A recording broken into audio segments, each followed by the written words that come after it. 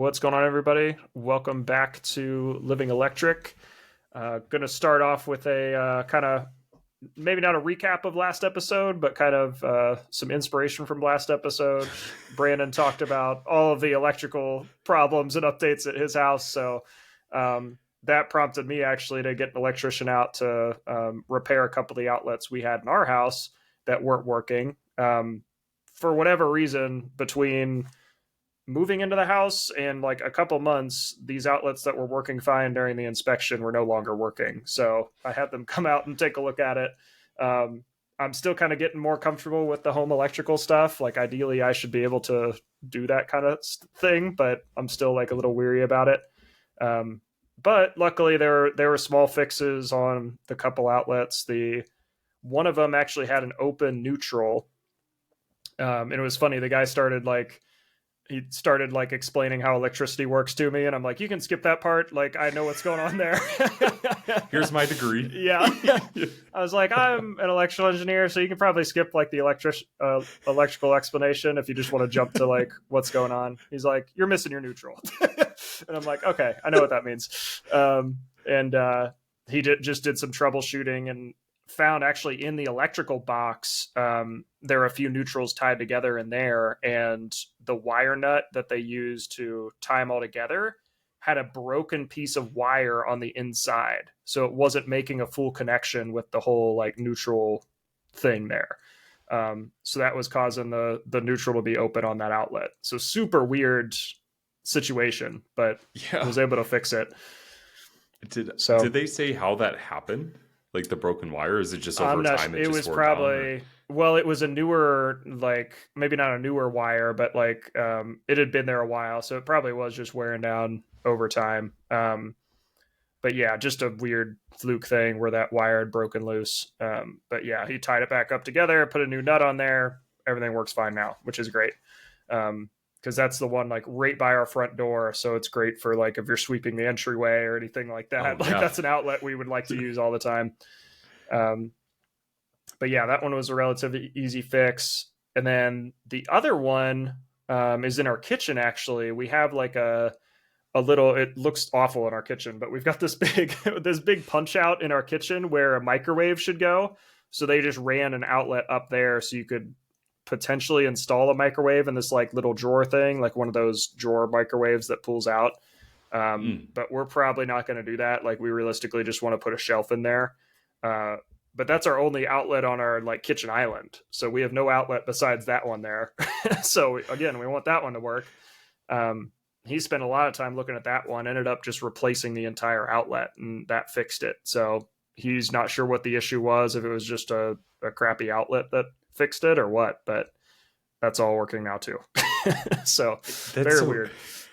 That's very weird. Was your island part of the renovation, or is that like the existing? Yeah. Okay, yeah, the whole kitchen was redone. Like all the countertops are brand new, like even the shelving and everything like is all brand new. They basically tore everything out and put a new kitchen in, if you will. Okay. I was just like, I wasn't sure if maybe like something in the housing of the island or like something is what was just never right from the beginning. And right. Well, that was another one that was working fine during the inspection. Like that outlet worked fine. And then for whatever reason, it just stopped working. So very odd. So that is, well, at least it's working now and it wasn't anything like too major. Yeah, nothing major, which is good. The other thing I noticed, and they did some of this when we were buying the house, is a lot of our outlets don't have a ground. So like, in an outlet, there's like 3 prongs. The bottom one's the ground. A lot of our outlets just don't have a ground because it's an older house, and that's just not how they used to run wires to outlets, which is not super safe if you got like, if you're running anything that's 3 prong, basically, like it should have an actual ground. So that if that shorts out or anything like that, it can trip. So like basically half of our house doesn't have that on the outlets. And apparently you can put just a GFCI breaker on those, which will help like alleviate that. It's legal in older houses. I don't think they allow it on new build houses. So another thing kind of that I learned through this process of getting the house inspected and updated, if you will, that like that's sometimes how they alleviate things, so you don't have to run a whole ground wire to every outlet, which can be expensive. Oh so, yeah, for sure. Yeah. Yeah, that's what they did in our house too with at the panel. Yeah, they put AFCI and GFCI outlets. What is AFCI? Sorry, breakers, not outlets. Man, you're asking me on the wrong day. I can Google it real quick. Yeah, it has to do, I believe, when we were doing our projects, I believe it mainly entails with aluminum wiring, if I remember. It's so AFCI is arc fault circuit interrupter. Yeah, okay. So GFCI is ground fault circuit interrupter. So it looks like, yeah, here. What is the difference between AFCI and GFCI? Yeah, so GFCI is to protect people from deadly effects of electric shock that could occur if parts of an electrical appliance or tool become energized due to a ground fault. AFCI is to protect the branch circuit wiring from dangerous arcing faults. So that's like that wiring in the walls, probably like arcing across. So, okay. Yeah, I hadn't heard of those before. Yeah, we needed the double whammy in our house. So just triple protection on there to make sure nothing happens. Cover everything. That's funny. So were your outlets, the ones that like you found out that aren't grounded, are they all 3-prong? Yeah, they're all 3-prong. So I guess technically you could swap those to 2-prong, but I think it's safer to do the 3-prong and then put the GFCI on is generally what people are doing. So. Yeah, it's pretty common. Yeah. I think a lot of times when people are looking to upgrade like small electrical things, right. I think a lot of people feel like they can just put in 3-prong outlets and just be like, oh, it's good, be fine. But just because it has that third prong, like it doesn't mean it's functional. So yeah. I think a lot of people I got a little. That. You can get like a super cheap, I think it's like $5-10, a little outlet tester. I don't know if you have one of those or not. Yeah, we picked up one of those. Yeah, so it's super nice. Like you can plug it in and it'll tell you basically exactly what's missing on the outlet. If all the lights are off, you have no power. But if any lights are on, it'll at least detect what either your like ground is open, neutral's open, whatever. So I noticed today just testing some outlets that if you plug that in on those ones that are the GFCI, it still shows an open ground. So it's still going to light up and show that it's not like a correct outlet, if you will, which I thought was kind of interesting because there's literally no ground wire attached. So it's going to show open ground, even though it's got the protection for it. Yeah, that's really interesting. I wonder, I mean, this is just me talking out loud, but like the smart panels that you can purchase. Yeah. Like I wonder how that would communicate. But I guess like if those small devices are just to simply test, like the certain aspects of the outlet, I doubt it could communicate like data or something like that. No, probably doesn't have that capability. Probably not. Yeah. I'd imagine those smart panels are probably better in new build homes too than a like 100-year-old home, unless you want to run a lot new wiring and all that stuff around your house. So yeah, that would get expensive. Right. Now, do you as you guys were like doing some of these upgrades, did you guys stumble upon anything else you guys want to get repaired or updated? So I actually had them come to look at the doorbell as well, because we want to get a doorbell like properly installed, and I'd prefer a wired one versus a battery one, because the battery ones I don't want to deal with having to replace a battery when you've got electrical in your house. Like that just doesn't make sense to me. But the batteries are way easier to install. So that's kind of the predicament we're in. And that's what the electrician told us. He's like, there's no wire running here now, and it's going to be a pain to get wiring through here. So I would just get a battery one. Like that's what I would recommend. And I'm like, okay. So I'm probably going to get some tools and figure out to see if I could run wiring like into the basement from our front door. Yeah. I really would like a wired one. Yeah, but did you guys have a wire and it just fell in the wall? Yeah, so I originally was planning to because usually you can use the existing wire, like pull it through the wall with the new wire taped to it and just run the wire through there. So I did that, pulled it through, and the wires disconnected when they were in the wall. So like completely came undone. So kind of screwed us there. So I don't know. And we've got plaster walls too. So it's like we have no idea where through the wall that wire's running. So it's going to be quite the process, I think, to try to find a path through there to get that run. Yeah. Oh, geez. Who needs a doorbell? You don't need people coming to your door. Yeah, it has been kind of nice because like everybody knocks. Like if you really need something, like you'll knock. But most people, nobody's really done that at our door, which has been nice. Yeah. So, yeah. Oh man. Well, hey, at least you have one more thing to add to the list in the springtime, at least. Yeah, it's going to be ongoing. Yeah. But the joys of home ownership. Right. So you just got back from Seattle. Speaking of being home, do you want to tell us about that trip up there and your journey? Yeah. So obviously, if you guys happen to notice that I'm, a little slower speaking tonight, it's because I'm exhausted. For the past 2 years, I've been going to Seattle with Chargeway since we're one of the sponsors for the Seattle International Auto Show. And we have a booth. So this was, even though it's been 2 years in a row, this is my third time going. And it's just a blast to be there, just to see the sheer amount of excitement that people have for electric vehicles. This year, they actually had a test ride indoors. So they had professional drivers for Tesla. Actually, Tesla was there, which was surprising to me. They actually had a presence at an auto show. Yeah. And they were killing it. There were so many people in their booth. But Toyota, Kia, Volkswagen, BMW, and Nissan had a indoor ride event. And it was just hilarious watching the BZ4X like squeal its tires indoors. People were having a blast. It was a lot of fun. But the biggest thing is, and this is going to be teased for next week's episode, is that we have officially unveiled Chargeway 2.0, and it is now available for iOS and Android for people to download. So this was our first public event, getting a chance to talk with people in person about it. Right.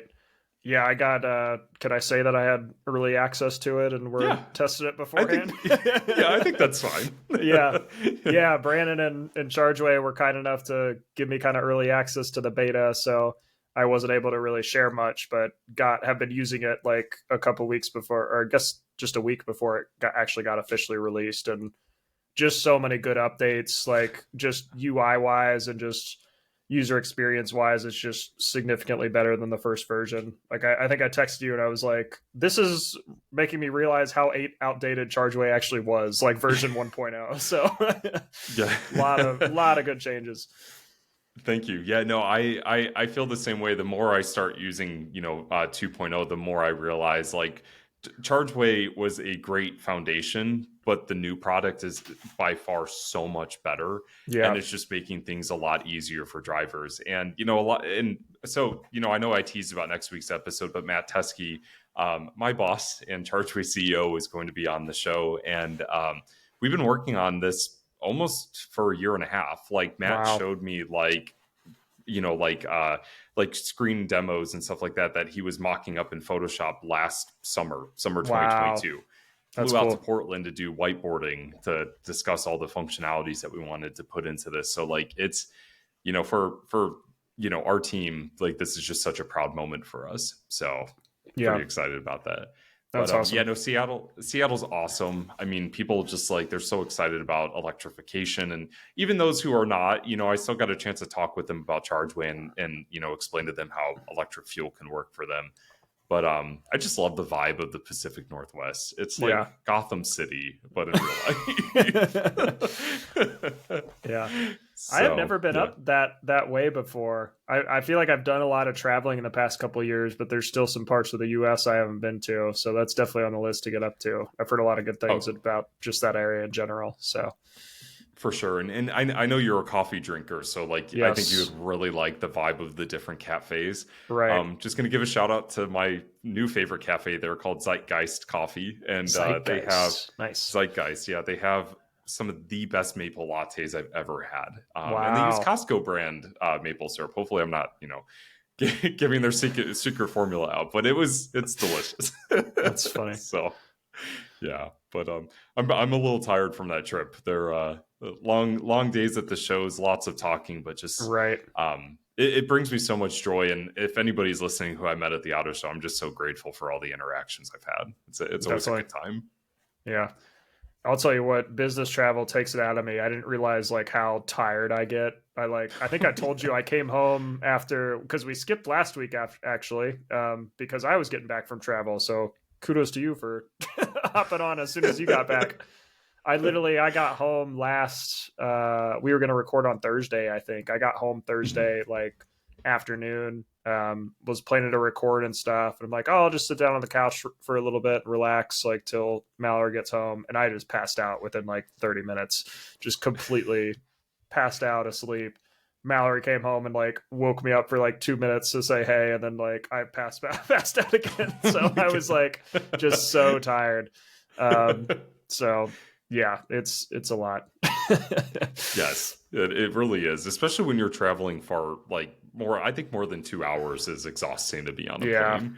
Right. Like, yeah. My flight to Seattle was 5.5 hours. It was a straight shot. Yeah. And I got there at 12:30 a.m. Eastern time, and I was like, oh my God, I'm so tired. So tired. Going to the West Coast is rough because you lose all the hours going out there.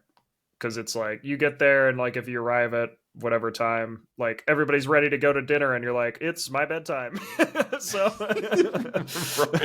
Yeah. So I'm like, power through. Can we wrap this up so I can go back to my hotel room and go to sleep?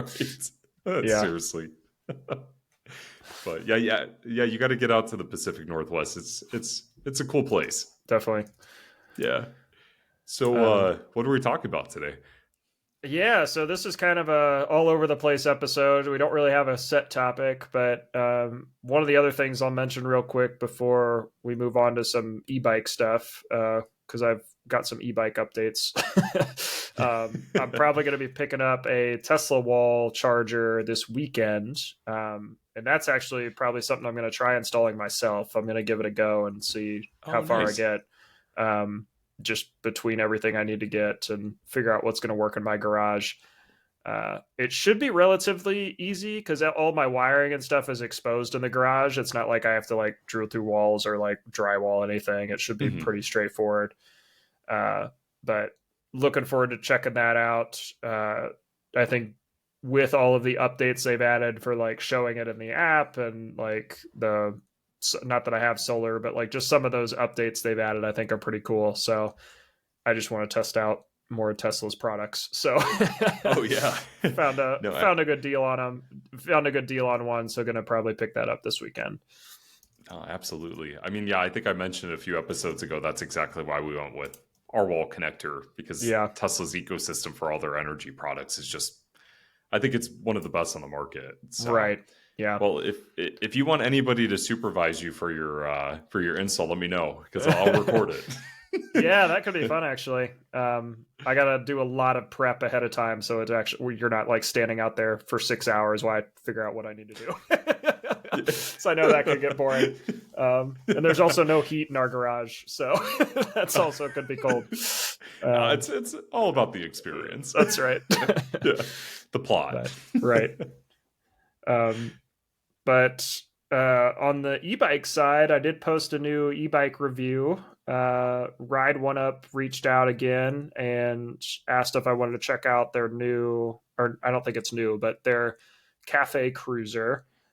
So just posted that video on YouTube. I'll link that down below if you want to check out that video. But really impressed with that bike. I think Ride One Up's one of my kind of top brands for e-bikes between the price point and quality and just a lot of the features they bring are pretty solid, honestly.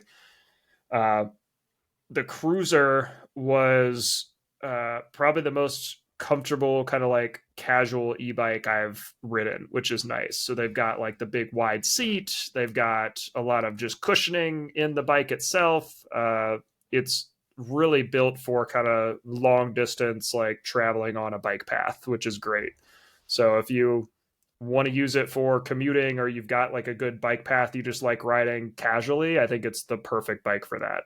So that's awesome. Can you give us some specs? Like what's the range and top speed? I don't want to take away from your video. No, obviously. You're good. Yeah, just some basic stuff. So top speed out of the box, like a lot of e-bikes, is limited at like 20 miles an hour, but you can unlock that up to like 28 miles an hour. So I did that immediately to be able to go faster. I would do the same. Right. And I commented in the video actually that the one of the only downsides of it is like getting uphill was kind of a struggle for it. Like flat, it was great, could get up to 28 really easily, but like as soon as you hit a hill, it slows down a lot.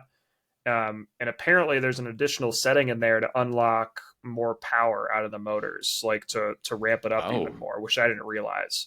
So because the speed limit is just kind of a like if it notices the wheels are going too fast, it'll cut the motor off. But with the power, you could theoretically just keep that running like at full throttle. So I got to do that setting and figure out where that is to change that. But yeah, I can get it up to 28. It has a range between 30 and 50 miles. I took like a 20-mile ride on it, and I had still about half battery, so that seemed about accurate for the kind of riding I was doing. But with a lot of e-bikes, it's so hard to tell, like even more so than EVs, like range fluctuates more because there's pedaling involved. So like if you have the pedal assist at like 1 and you're going like 10 miles an hour, then like you could probably go 70 or 100 miles. Like, but if you're going full throttle the entire time, you might only get like 25 out of it. So it really depends on a lot of different factors, even more so than EVs with e-bikes. Interesting. Yeah, no, I was going to ask because so you mentioned going uphill was a little bit of like a struggle for it. Yeah. So it does have pedal assist, right? I'm assuming. Yes. Yeah. Okay. Yeah, it's a class 3 bike, so it's got pedal assist 1 through 5, so it can kind of give you as much assistance as you need. Interesting. Okay. Well, now I'm curious about this. I know you've talked about that brand before, but I just haven't had a lot of chance to like really look into their product lineup. But they have a lot of offerings, right? Like, don't they have a decent amount? Yeah, it's similar to because I know we've both done stuff with Hemingway before. It's similar to them. They've just got kind of a bike in every category. So the other Ride One Up bike I got to test was their limited bike. It's like capital LMTD is how they like stylize it, but I don't know if it's pronounced limited. That's kind of what I'm going with. But I did a video on that as well. That's definitely more of a like road bike, if you will. Like definitely better for kind of more traditional bike, if you will, with a motor. Whereas the Cruiser like kind of feels more like I don't know. It's a cruiser. Like it's more casual, like just kind of leaning back and riding more than like leaning over the handlebars. So got it. Okay. I my dad's a big fan of like the Cafe Cruiser like style bikes. Oh, okay. Yeah, he actually has a motorcycle that's a Cafe Cruiser style. Gotcha. It's some English brand, some British brand. I gotta double check what it is, but what's like one of your favorite like pros about that style? Because he really likes how like wide the seat is and like how it's more of an upright stance, like sitting position. Is that something that you like about it? Honestly, I think the upright position was probably the biggest change over any other bike I'd ridden. And I really liked, like, I wasn't expecting to like it that much because I kind of like to be in the bike riding, if you will. Excuse me. I thought I was going to sneeze. We're leaving that in. Yeah. All right, roll with it. But yeah, I think sitting upright, it's just a more comfortable position, honestly, for like bike riding. And I've also read before the reason like some countries that do a lot of biking, like Amsterdam and places like that, people don't wear helmets is because you are sitting more upright. Like it's not a racing bike where you're like heads over the handlebars. Like if you hit anything or like you are going to fall off the bike, you just kind of like walk off of it because you're not like probably going that fast and you can just kind of like topple over, if you will. You're not going to like go flying over the handlebars and like go head first into something. So it's actually way safer to be kind of sitting that way. Just cruising along. Okay. I mean, I never thought of it that way, but I guess that's true. Yeah. I had read that somewhere, so somebody will have to fact check me on that if that's accurate, if it's actually safer. It's probably not safer if you're going 28 miles an hour, but if you're going probably not. 10 to 15, then probably. So I still wear a helmet. Yeah, I was going to say, I don't think you're walking at 28 miles per hour. No, that's like a dead sprint or more, probably. So, well, you're doing some running training. Maybe that's what you need to train on. Right. Yeah. No, that's cool.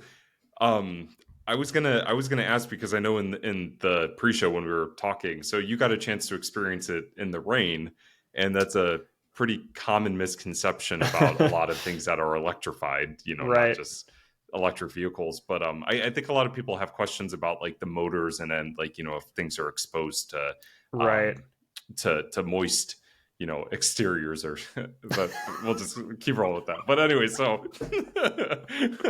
so can you tell us about that, because I'm curious about that. Yeah, We'll so move on from that.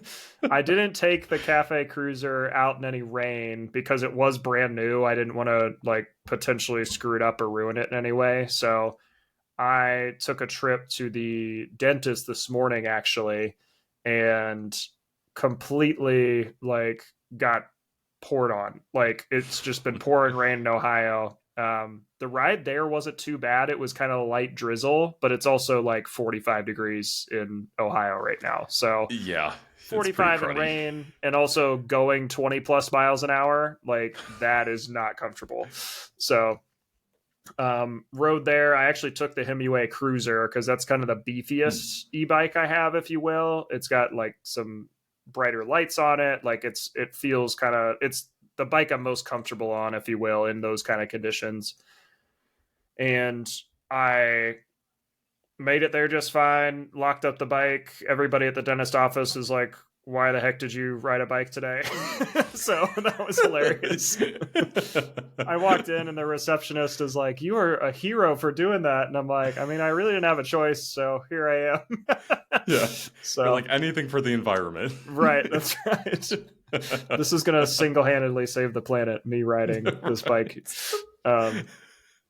But now I kind of told him the situation, and if this is one of your first shows listening to us, we only have one car, so like if Mallory's at work, taking the Tesla, I have to ride the e-bike places. So I had thought about her dropping me off, but then it's like, well, then how do I get home? Like I don't have a way to get home after she goes to work, so I just bit the bullet, if you will. But yeah, rode it there, rode it back. Teeth are all good too, which is always a plus. So that's because you wear a helmet. That's right. Yeah. No busted out teeth. But yeah, it held up fine, honestly. I think with these e-bikes, they're not going to be able to, like a lot of electronics, you should like submerge them, but if it's raining, if it's drizzly, like they can handle that. And you probably do want to wipe them off after you're done riding, because they do have some exposed electronics. Like they have a controller that's out, like the battery's out, some of these things they're sealed, but they're not, like they're still exposed contacts, if you will. So any kind of electrical stuff like that, you probably don't want to have just sitting out in the rain.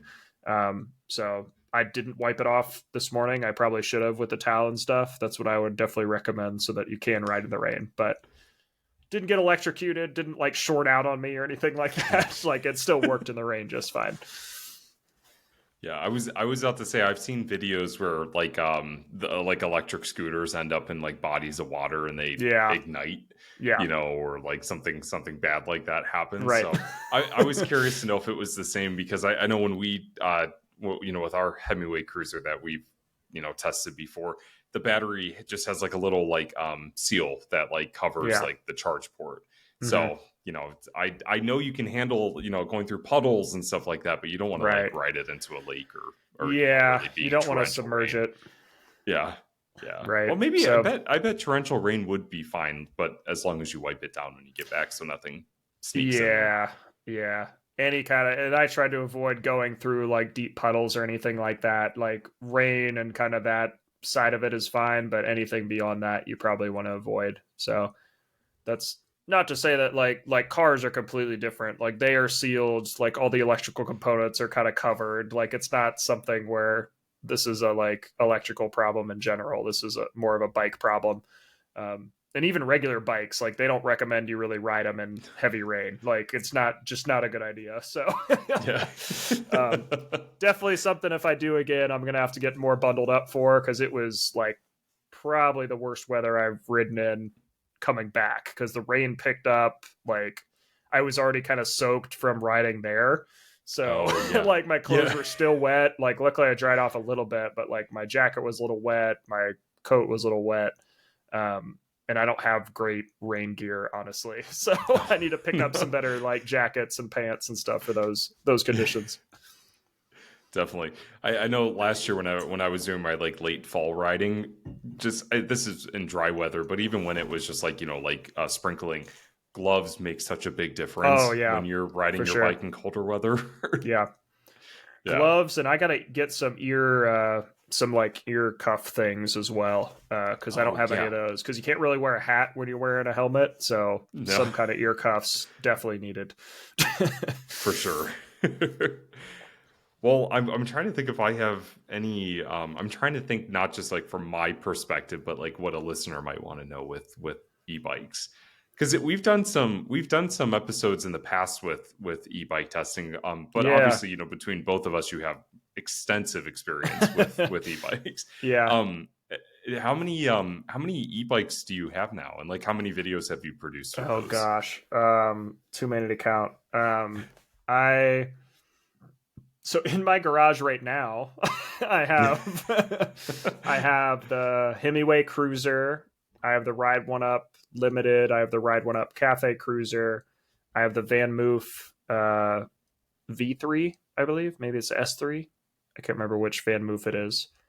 Which, by the way, their company just got bought by, was it McLaren? I think I sent you that text. Yeah, I believe it was McLaren. Yeah, so I'm glad somebody picked them up, because I'm a big fan of their bike. It's a really, that's probably Mallory's favorite bike, because it's just a really simple e-bike. It doesn't have a lot of gears and all kinds of extra stuff on it. It's just real sleek, rides like a normal bike, and just has that pedal assist. So really, really nice bike. I think it's just those 4 in the garage right now.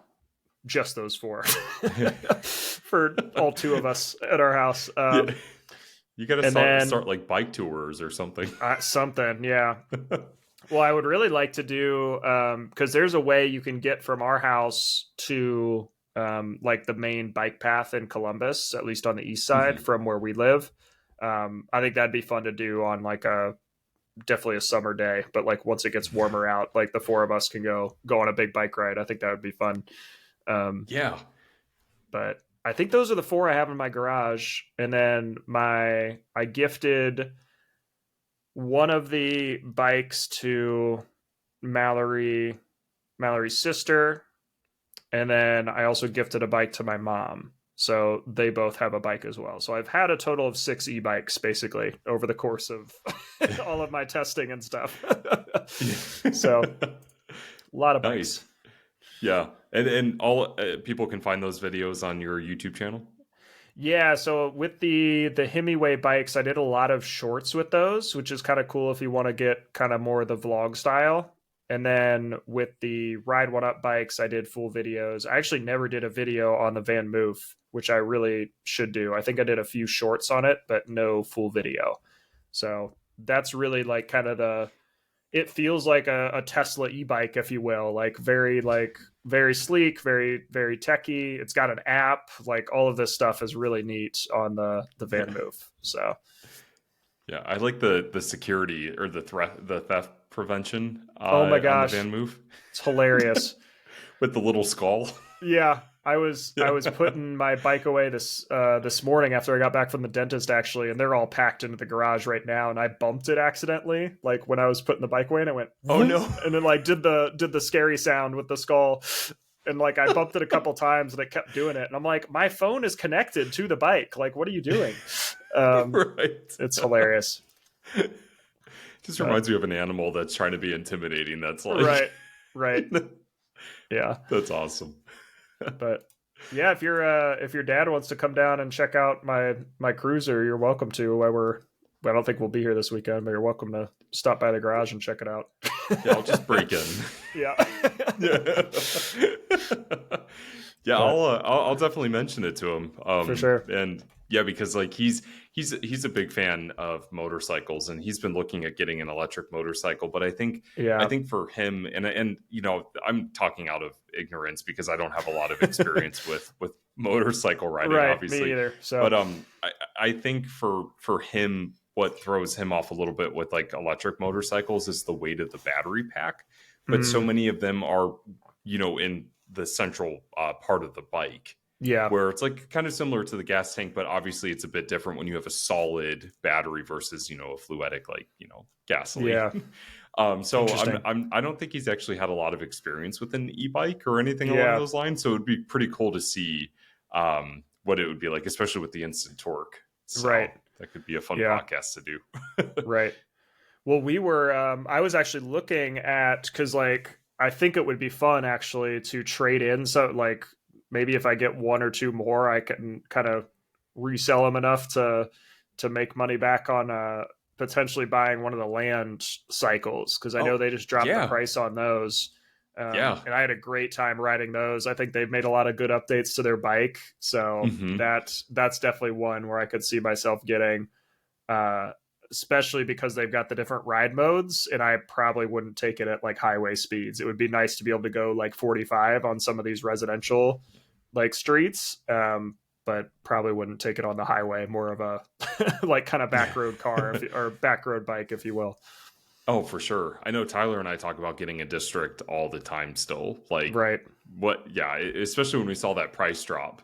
Yeah. We're like, it's getting more compelling.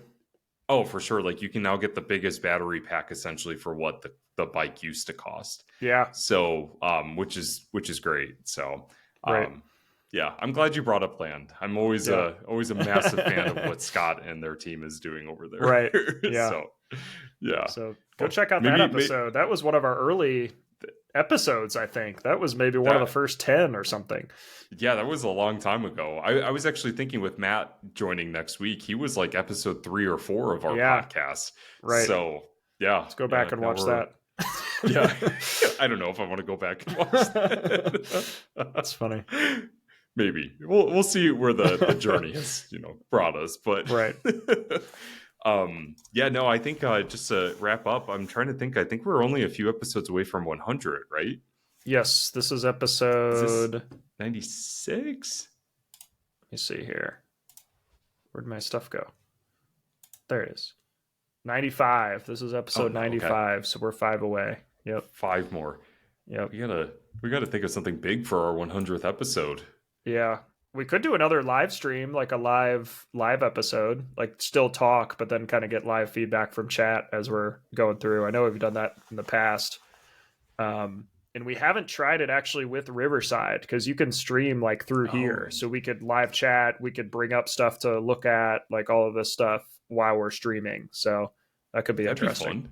Yeah, we should do that. We'll let the listeners choose. Yeah. Yeah. Send us some things to talk about, or things you'd want to hear live on a show. Yes. For this episode. Yes. And maybe I know we talked about potentially doing like coffee while recording, or like a beer or something like that. So maybe we could bring something like that into the live show. We're definitely more coffee, I think, than beer, the two of us. Yes, yes. But recording at like 8 p.m., we're going to be wired all night. Double espresso for both of us, and then we'll hop right into a podcast. Yeah. Perfect. Well, speaking of coffee, just to wrap up, because I know, have you been to a Starbucks Reserve yet? One of their like fancy stores? I'm not that fancy. So they, I think the closest one here is either New York City or Chicago, but they have a whiskey infused cold brew. And I get it every single year whenever I go to Seattle, and there's so much caffeine in that. And I'm sure. Yeah, they give you a whiskey style drink. There's no alcohol in it, but they give you like a little flat, like a little like extra. I like chug the whole thing. I was like wired for like 4 hours. That's funny. So it'll be a fun live show. We'll just say that's awesome. All right. Anything else? I think that's all. Yeah. We'll leave it at that. All right. Well, good seeing everybody. We'll talk to y'all in the next episode.